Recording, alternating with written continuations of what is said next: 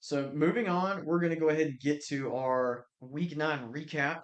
We had first game, Texas at Mississippi State. I know this is one that you wish we could skip, Landon, but unfortunately, we got to talk about this game.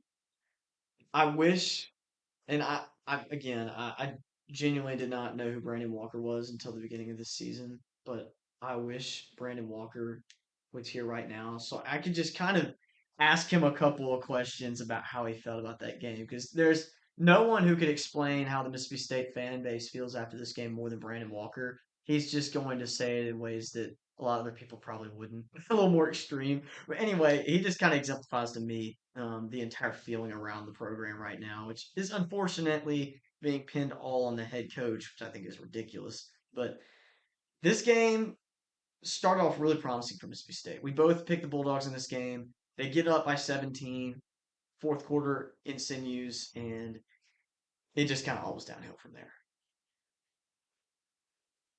I don't even know what to say. Like, not even like extremely disappointing, but like not that surprising. I don't know. This is just the most typical like Mississippi choke job thing ever. Like, this is just what happens. Yeah, if Ole Miss was in the position that Mississippi State was in, I would say the same thing. Just so snake bitten. Like, it's just a curse. I Yeah, don't even know. I, I think if we can win an SEC game, we'll be okay. Like, if we can beat Arkansas this week, I think this crap will end. But for now, we're just stuck in this junk. Yeah, it's not a good feeling around the program, that's for sure. And I hate it. And as Mississippi State being my rival, like this should bring a lot of happiness to me. But I've been riding the bandwagon all season for Mississippi State. I had them going 4-1 to start the season with the upset against Arizona State, and I had them losing these next couple of games preseason. And then I was expecting them to probably pick up Arkansas and Missouri, if not somehow win the Egg Bowl to finish 6-6. But I had a lot of expectations for this team change once they beat Arizona State, which is it's not fair to Mississippi State to change your expectations after they've exceeded them so greatly and expect more. I did something bad. I shouldn't have done that. Anybody can learn a lesson from what I did wrong here. Don't go and bet Mississippi State right now. Don't go Unless and it's bet just them to for an cover the easy run. spread. If it's to cover the spread, take that because we're 7-1 against the spread this year. But to outright win, no. I bet Mississippi State outright to win the past three matchups they played in, and unfortunately for me, they had a chance in the past two of them and blew them. But I still think this team has a lot of talent.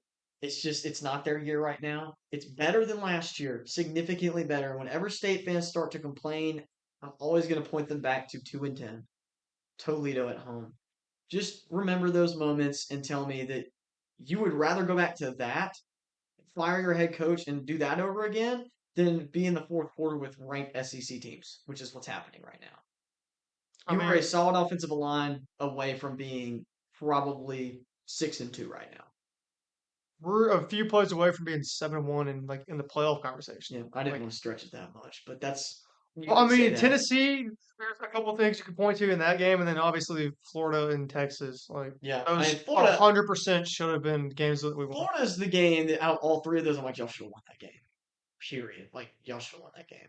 I'm confident y'all's kicker gets out there on the 25-yard line. He's knocking that kick through. Yeah. But needless to say, all three of those ended up being losses for Mississippi State. Unfortunately, the only real big loss was to Texas A&M, and I thought y'all played great in the first half for what it was worth. Offensive line just ended up selling y'all in most of these games. But Jeff Levy, I'm very familiar with this. He was the OC for Ole Miss for a while. I mean, he's been successful everywhere he's been up to this point. This is his first head coaching job. You just got to give guys time with the change in culture with coaching right now, it's starting to feel more like the NFL. And at Mississippi State, I don't think we're ready for that culture shift yet. We don't need to change expectations after a year and a half for these coaches. They haven't had time to get their players in. They barely even had time to get their coaching staff gelled together and get their program the way that they want it to be. Don't judge them off of a couple of really close losses. So that's really all I've got to say about Mississippi State. The offensive line sold this game. You got to give credit to Texas for storing back in this one. One of the big keys for me for Mississippi State in this game was do not kick it to Ryan Niblett. Please, just punt it out of bounds. Punt safe. Whatever you have to do to not kick it straight to Ryan Niblett and give him the numbers blocking on the return. Sure enough, leading into the fourth quarter, he gets a punt return touchdown, which changes the whole game. If they don't get that punt return touchdown late, I think State probably wins. They find a way. That was such a huge momentum swing in the comeback that had already been started by State. You just can't do that. You know the identity of that team, and you still punt to them. I don't know how that happens. If anything, I'm the most mad at the special teams coach. I don't even know his name because I'm not a State fan, but I would be having some real conversations with him after that. Like, what on earth were you thinking? We have one job. You're the special teams coordinator. You know that this is one of the most dangerous special teams units in the country, and you're going to kick it to them in the fourth quarter when they're trying to come back? Crazy. Absolute drugs. But anyway, that's what happened. And they capitalized on it. Arch Manning exits the game in overtime with a concussion.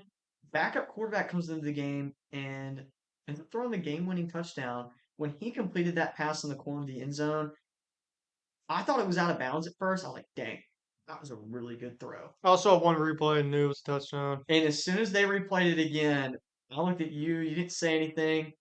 I looked back at the replay where they paused it, and I didn't say a thing. I knew exactly what had happened. I was like, crap. I think Texas just won this football game because I did not feel good about State going back down and scoring at that point. I knew we weren't going to The score at momentum had that swung point. too much. It wasn't going to happen.